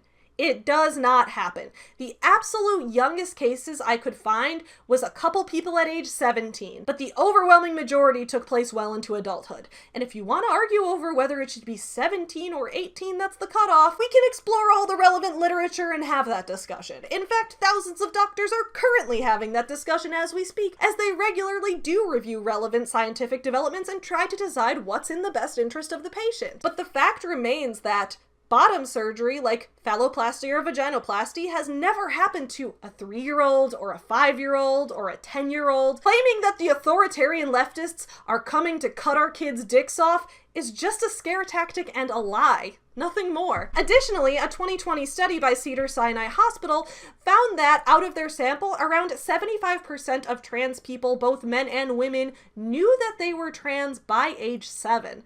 That doesn't mean that they got surgery at 7, nor does it mean they should. It just means that people live with gender dysphoria for a long time before making any permanent and life-altering decisions. In his book, Matt Walsh addresses one of the biggest questions of our time: puberty blockers. He includes one doctor saying that puberty blockers are completely safe for kids to use, and another doctor sharing a story of a 14-year-old child who developed osteoporosis because of side effects from the puberty blocker decreasing their bone density. From this, Matt concludes that puberty blockers are unsafe and not should be given to children. So for quick context, puberty blockers are different than HRT or hormone replacement therapy. Hormone replacement therapy is often given to trans people when they're teens or adults, and that is to give them the hormone that would be more normally associated with the opposite sex. So like if you're a trans man, you'll take testosterone injections. If you're a trans woman, you would take estrogen, things like that. But this is not what a puberty blocker is. A puberty blocker is something that prevents the hormone production in the first place so that you put off puberty. When you go off of the puberty blockers, puberty will resume. So the idea is that if you are pretty sure that you are trans and you really don't want to go through a puberty, like you don't want to get a really deep voice, or you don't want to grow breasts, you don't want to do that because you're worried about the irreversible damage that it could do to you, then the idea is that you could take the puberty blocker, use that to wait until you're older and your brain's more developed, and then when you're older, either if you realize that you were wrong and you weren't trans, you can go off of it and go through the puberty that your body naturally would have anyway, or you can start hormone therapy if you still are trans, right? So that's kind of the idea behind puberty blockers. They're known for being reversible. Now, I will agree with Matt on one point in this book. I do think it's naive to say that puberty blockers have absolutely no risks whatsoever. All medications have risks and potential side effects, which is why they need to be taken carefully under the supervision of a doctor. But like with anything in life, we have to determine if the risk is worth the benefit. Nothing in life is completely safe or guaranteed. For the most part, puberty blockers are safe and reversible. But yes, they can have side effects just like any medicine can. So it's time to do a risk-benefit analysis like all humans do when making any kind of decisions, especially those about raising children. According to the Children's Division at OHSU, the Oregon Health and Science University, puberty blockers have the possibility to weaken bone density as a side effect. So the doctors recommend doing various things in that case to combat this, such as taking calcium and vitamin D supplements and doing exercises to increase bone strength, all under the recommendation of a doctor, of course, with the doctors performing routine bone density checks throughout children's stints on puberty blockers to make sure that nothing dangerous is happening, and then if they do notice bone density starting to decrease, then considering potentially stopping dosage. This is what pretty much all medicines. A doctor prescribes it, you take it. If you experience bad side effects, the doctor looks into it and stops the medication or provides another medication or another solution to stop that side effect from happening. That's just how taking medicine works. And we know that puberty blockers can be part of an effort to significantly improve trans youth's mental health. According to Washington University School of Public Health, a recent study found that trans people who receive puberty blockers or hormone treatments, which would then happen in the teen or adult years, by the way, not as a young child, that those people who had received those treatments had a 60% lower chance of experiencing depression and a 73% decrease in suicidal ideation and self-harm.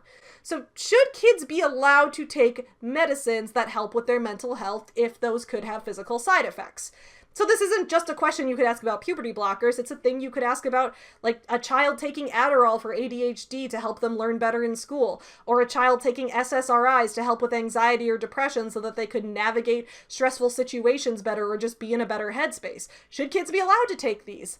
I mean, that's a question for doctors, not for me. But if the doctors say it's safe, I'd go with it, because those medicines have greatly improved my life. But I will say that Matt Walsh's book is predictively quite dismissive of mental health. And I say predictively because I'm not sure if you guys remember this, but Matt Walsh's first claim to fame, long before he became Ben Shapiro's sidekick, or long before he became an anti-trans crusader, or the guy who only semi-ironically puts theocratic fascist in his Twitter bio, long before that, Matt Walsh went viral 8 years ago, in 2014, for criticizing Robin Williams for ending his life.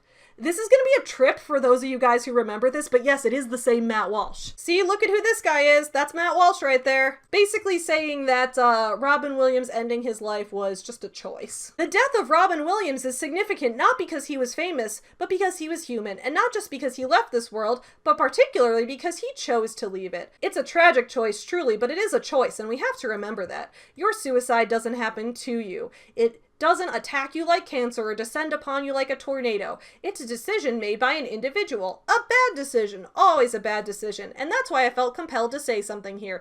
There are important truths we can take from the suicide of a rich and powerful man, but worse than the glossing over of suicide is the fact that we seem to approach it with an attitude that nearly resembles admiration. Now, I will agree that people do romanticize mental health issues and that is wrong and that is harmful. So if that's where Matt Walsh were going with this, I would completely agree. If this were like, yeah, mental illness is actually just an illness and you need to get medical treatment for it instead of romanticizing it, I'd be on board 100%, but that's not where he goes with it. Chemical imbalances, people say. A man is depressed because of his brain chemicals. No, we are more than our brains and bigger than our bodies. Depression is a mental affliction, yes, but also spiritual. So then Matt went on Twitter and was like, when we talk about depression, we shouldn't pawn the whole thing off on chemical imbalances. It's not just clinical, it's spiritual. And now, depending on your own religious beliefs, you may find that mental health is a spiritual issue for you and that through spiritual practices, you are able to help yourself, but that doesn't mean that you should ignore the chemical element of it because, and again, I just want to be really clear, that's not to say medications are the right solution for everybody, because for some people it's therapy, for some people it's other solutions. Everybody's situation and the specifics of that situation are going to be different. But for some people, yes, it is just a chemical imbalance and it's not like a lack of Jesus. I can understand atheists who insist that depression must only be a disease of the brain, as they believe our entire being is contained by and comprised of our physical bodies. But I don't understand how theists who acknowledge the existence of the soul think they can draw some clear line of distinction between the body and the soul and declare unequivocally that depression is rooted in one but not the other. So this, for me, is always the most essential moral at the end of these kinds of sad, terrible stories. We are all meant for joy. We are all meant for love. We are all meant for life. And as long as we can still draw breath, there is joy and love to be found here. I believe that if I didn't, I would have left a long time ago. Joy and love. There might not be much else for us on this earth, but these are the only two things that matter anyway. These are the forces that brought the whole universe into being, and these are the forces that sustain it in us and all life. Tell me you don't understand mental illness without telling me you don't understand mental illness. Wow. And also, Matt, you're like one of the least joyful and loving people I know. You're actually really mean, and you do that facts don't care about your feelings thing to the point of like, facts don't care about your feelings and neither do I. I don't care about how I make anyone feel. So I can prove day in and day out that allowing people the freedom to transition has a marked improvement on their mental health and their quality of life. But Matt Walsh has proven that he doesn't really care about mental health. And at some point it becomes really hard to convince people that you should care about others and their experiences. But I do feel comfortable calling Matt Walsh a grifter. Especially considering, despite all of his dismissals of mental health as a legitimate medicine, he does regularly cite Jordan Peterson in this book, whose PhD is in psychology. Like with all other doctors, Matt Walsh trusts people who already agree with him and dismisses those who don't as propagandists. But SAVY, you might be saying, isn't it true that, like you said earlier, just because John Money is a piece of shit, that doesn't make every piece of his research wrong, like you said? So wouldn't it logically follow that just because you prove to me that Matt Walsh is a piece of shit, that doesn't also mean his research is wrong? Correct. Matt Walsh's research isn't wrong because he's an asshole. Matt Walsh's research is wrong and he's an asshole. And his asshole-ish behavior gives some indication as to why his research sucks, mainly because of his dismissal of mental illness as a part of the brain or mental health as a worthy concept to value. I can't change someone else's values. All I can do is hope that they'll eventually let the rest of us just live our lives freely without them or their governments trying to interfere. Which actually brings me into my next section. Part 3 of Part 2. What is Matt's end goal here? Along the way of trying to define the word woman, Matt proved that every transgender process is wrong and bad. But why? What's Matt's end goal? If Matt's goal were truly just to define woman, then me explaining that language is contextual should be enough to satisfy him. It doesn't make any sense why he'd even go into all this stuff about medicine and trans people and all of that. But luckily, Matt does detail some of his goals in this book. Mainly, that goal comes down to gender segregation. Matt believes that there are spaces meant for women with vaginas and spaces meant for men with penises, and that those spaces are not to mix. So let's talk about some of the reasons that Matt believes we need to separate ourselves like we're awkward 8th graders at the dance in the school gym all over again. Bathrooms. On pages 167 to 168, Matt briefly discusses transgender bathroom bills and the issue of bathroom segregation. Matt is speaking with the chair of the Women, Gender, and Sexuality Interdisciplinary Program at the University of Tennessee, Knoxville. During their discussion on bathroom bills, Matt says the following: I decided to explore this issue a little more. Then when I saw Dr. Gronka use one of the most common and most sinister tactics that gender activists use to shut down debate and get you to submit, it all boils down to viciously insinuating that you are an evil person who is trying to hurt, if not kill, the weak. I mean, I guess we're not going to get into how Matt's use of verbs like hurt, kill, and phrases like get you to submit, and opinionated words like sinister are all meant to evoke an emotional feeling rather than just reporting facts of the conversation, right?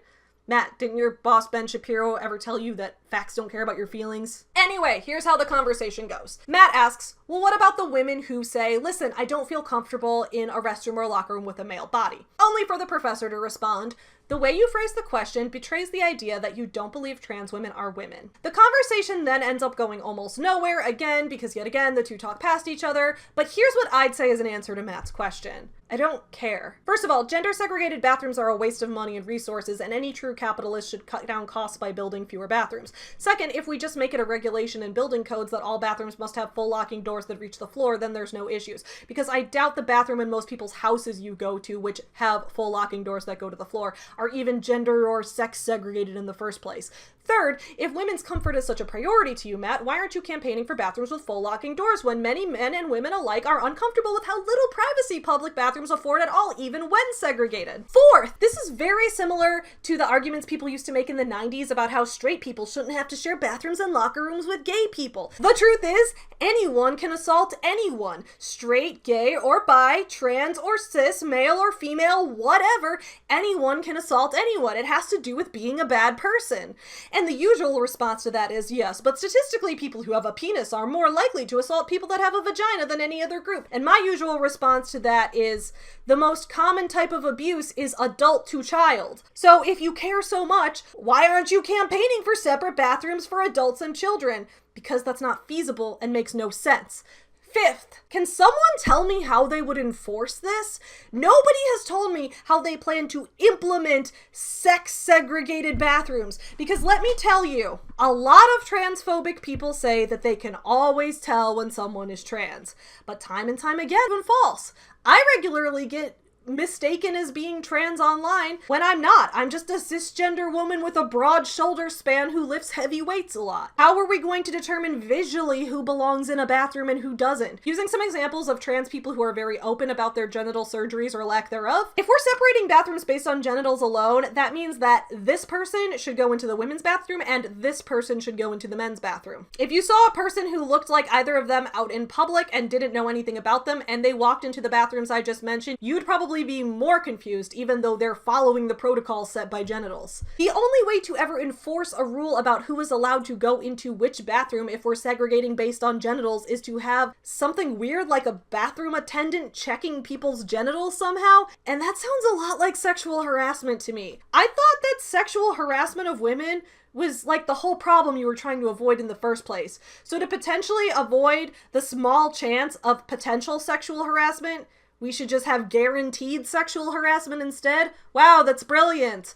So Matt, I really don't care about bathroom segregation. As my grandpa used to say, just shit and get off the pot. Now let's talk about sports. That's the next big place where gender and sex-based segregation seems to matter most, right? Throughout the book, Matt interviews female athletes who aren't happy that trans women might compete in their leagues and defeat them with their inherently superior bodies. How can sports be fair if people who are bigger than you are allowed to compete against you? So first, let me say, I don't know the one true best solution to the issue of whether we should gender segregate sports and how. I have a few ideas, but at the end of the day, it depends on what people value most in sports. Is it most important that sports leagues are cost efficient, feasible to run logistically, or perfectly fair on every level at all times? Because you can't have all of those, it's not possible. For example, if sports were perfectly fair, they'd be separated not just by gender or sex, but also by height and weight class, muscle density, and any other factors specific to that sport. How can men's basketball ever truly be fair if some men grow up to be 6'7" like Tony Robbins and other men grow to be Ben Shapiro's size? The fact is, a taller man will always have a physical advantage over a shorter man in basketball, assuming that both are training and practicing the same.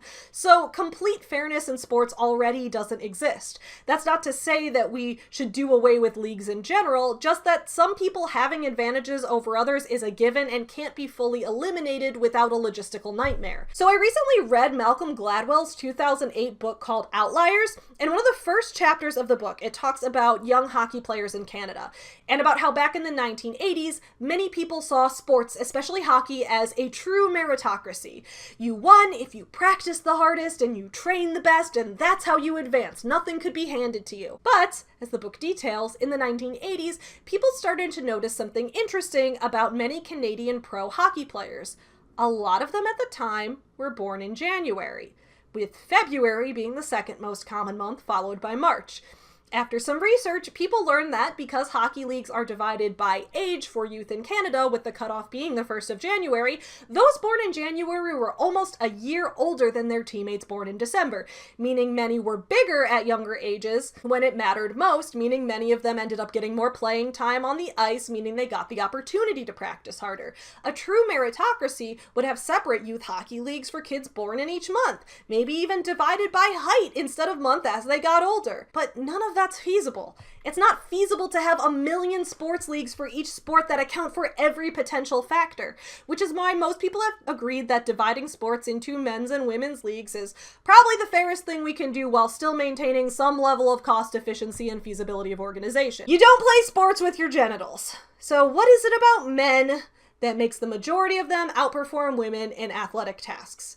Usually it's a combination of men statistically being likely to be a larger size, men usually having greater muscle density, and having greater levels of testosterone, which often contributes to the aforementioned greater size and muscle density. So what do you do when a trans woman wants to play a sport? What league does she go into? Transgender shit, transgender athletes, who suffers? Women. That's who suffers. It's always women. And when you're trying to like make everything diverse, let's diversify and include everyone. No, you're not including everyone. You're including men to compete as women. That's what you're doing. Biological men and biological women are different. That shouldn't be a controversial statement in any sort of sane world. It's something we're all implicitly and explicitly aware of. Males are stronger and faster than females are on average, especially once you get to an elite level. There's a very large performance difference. Even if I went on a hormonal treatment for 1 year, I think, to bring my testosterone down to a certain level, I think you'd have to be either stupid or, ideologically possessed to think that that would be remotely fair. There's an individual who's 270, maybe 300 pounds, competing against much smaller individuals. There's no doubt that testosterone makes you stronger, more aggressive. You go through a male puberty, you have bigger joints, you have bigger bones, and I just think it is grossly unfair. You are stealing people's dreams. But now let's break down each of the arguments made. So to start off with the first part of the argument that allowing trans women to compete against cisgender women would be unfair to those cisgender women. I actually agree with this statement to an extent. People born male do have undeniable biological advantages over their cisgender counterparts. However, we need to look into what factors of being born male are actually giving these athletes these advantages. The majority of scientists believe that the main cause of the differences in athletic ability between sexes is testosterone. And when that testosterone is suppressed for an extended period of time, the biological qualities affecting athletic ability change. This was actually demonstrated in a study with a trans athlete named Jill Bearden. Bearden actually had her athletic abilities tested before and after her hormonal transition, and the results showed that her overall power had reduced by over 11%. Inside this sports lab, Jillian Bearden is being tested. She's part of a research study and is an ideal candidate because she was tested before she transitioned, so there's baseline data. Overall, her power is down by more than 11%. When we look at the fastest 200-meter cycling sprint, I think they call it, the men's time was, get this, 11.5% faster. After hormone therapy, Bearden's athletic ability when it came to cycling was reduced from the cis male range to the cis female range, meaning that her athletic ability was no different than her cisgender counterparts. To continue, the next part of the opposition's argument is that trans women will retain muscle mass and they will retain the skeletal structure that puberty gave them. Again, I actually agree with the notion that trans women will retain some of their advantage in athletic ability, such as their on average larger frame, as well as some of the muscle mass testosterone helped them build. However, I think in most cases and in most sports, the disadvantages that trans women experience after going on HRT balance out the advantages that they experience to a point where a fair competition is totally possible. Joanna Harper, who is a medical physicist and advisor to the International Olympic Committee, as well as a transgender athlete herself, has done extensive research on the effect of hormone replacement therapy on athletic ability, specifically when it has to do with runners. Harper claims that some of the introduced disadvantages that trans women would experience after going on HRT are things such as decreased aerobic capacity as well as a decreased muscle mass. Hormone therapy that trans women undergo makes many changes in the biological qualities that are important for sport. Trans women have bigger frames, which are now being powered by reduced muscle mass and reduced aerobic capacity. So it's like a big car with a small engine competing against a small car with a small engine. Right. So trans like women not a Tesla. Not a Tesla. No. Not only does Harper's own runtimes decrease by 12% within the first 9 months of her hormone replacement therapy, but she also did an extensive study with 8 other transgender athletes as well. She compared their runtimes both before and after transition and used some sort of mathematical equation to compensate for aging and stuff like that. I'll link everything down in the description, obviously, so if you want to look into how she controlled for these certain things, you can do that. The results show that runners who performed comparatively to cisgender males before their transition performed comparatively to cisgender females after their transition. The study specifically showed that male to female runners experience an approximate 10% decrease in running speeds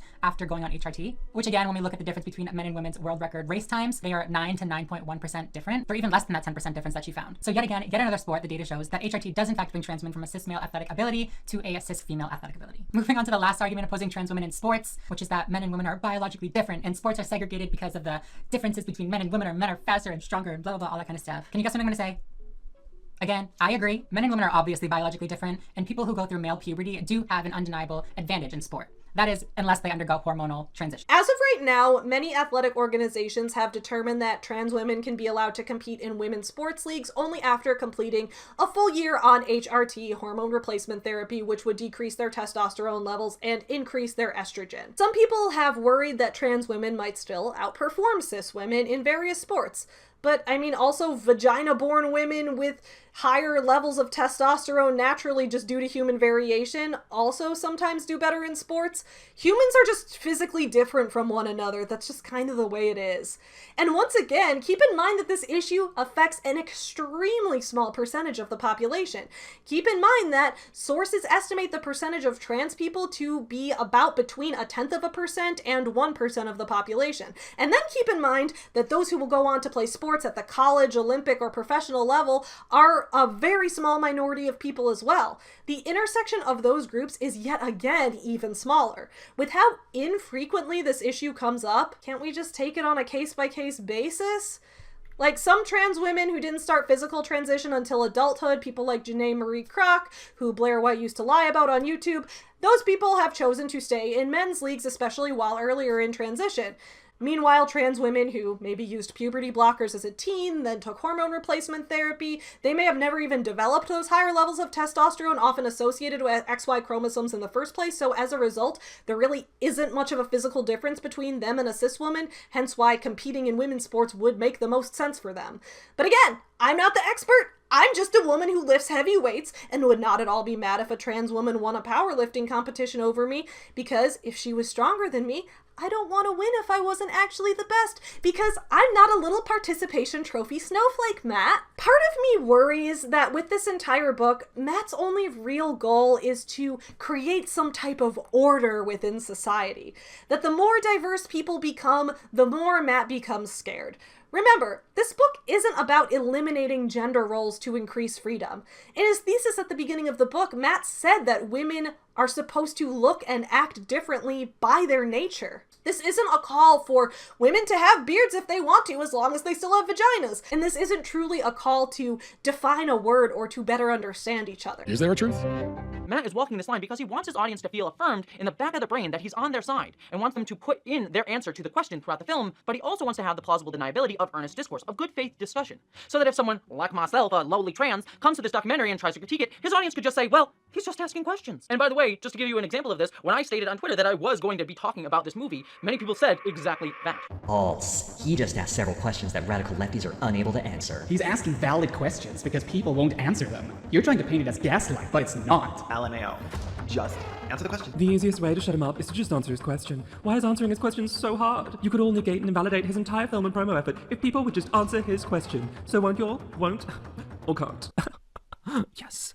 Pwned the libs. This is what folks want to believe about the film, that Matt Walsh is just earnestly asking questions. But ironically, many of these people who argued that he's just asking questions, why don't you just answer the question, what is a woman? You can't, literally had people in their replies, as you see on screen right now, answering that question for them, which they often promptly ignored, just as Matt Walsh had done to our wonderful professor earlier in the film. It showcases the active desire to ignore the answer because they dislike it, because to engage with it would go against their need for a simplistic, quote, common sense answer, yet simultaneously, at the same time, ironically, shaming people for supposedly, quote, not being able to answer that question that we're answering. It's because the only answer that they'll accept is the one they already have in their head, and they aren't willing to engage with an honest dialogue. If this book were truly just about examining the meaning of a word, Matt wouldn't have spent so much of this book discussing trans health procedures and the medical complications. He wouldn't disparage Drag Queen Story Hour like he does on page 91, when that has nothing to do with being trans or defining the word woman. Actually, Matt, hold on. Because you were so insistent on people defining the word woman for you, can you define drag queen for me real quick? What is a drag queen? How do I know when someone's a drag queen? I mean, usually, though not in every case, not always, drag queens usually refer to cisgender men, meaning men with penises and XY chromosomes, though again, not always. And usually it refers to them wearing traditionally feminine clothing and hairstyles for some sort of performance, whether that's a family-friendly performance like reading a storybook, or performing a musical number, or whether that's for a more adult performance like at a club with alcohol or something. There's different types of performances. And just like you can play the guitar in different types of settings, right? So, Matt, is it that you have an issue with men wearing dresses? Because drag queens are rarely, if ever, out here trying to join women's sports teams or getting physical procedures done as children or adults. They're usually just dressing however they please, which, even in her anti-trans tweet, your friend J.K. Rowling said she was in favor of. Now, in order for everything Matt says in this book to be honest, the only logical conclusion is that Matt is calling for somewhat of a culturally authoritarian imposition of how people must behave based on the circumstances of their birth? If all the sports teams, all the medical procedures, and everything else went Matt's way, I'm still not sure he would be satisfied. Because if a man wants to wear a dress, or a woman wants to grow a beard, which even some cisgender women with PCOS can do, Matt would still have an issue with them, evidenced by his insistence that men and women must look and act differently based on nature. Basically, I can't see Matt being satisfied until all humans look and behave the way that he believes will create the greatest social order. I don't know though. I think sacrificing personal freedoms for the efficiency of society sounds pretty un-American to me, but what do I know? The other obvious conclusion, of course, is that Matt just wants to make money by being provocative and doesn't care about anything else. In which case, he succeeded. Good job, Matt. We're all proud of you. Get you some nuts. There was lots of memes. Makes me wonder if I should take up lesbianism. Chicago. You guys asked for it.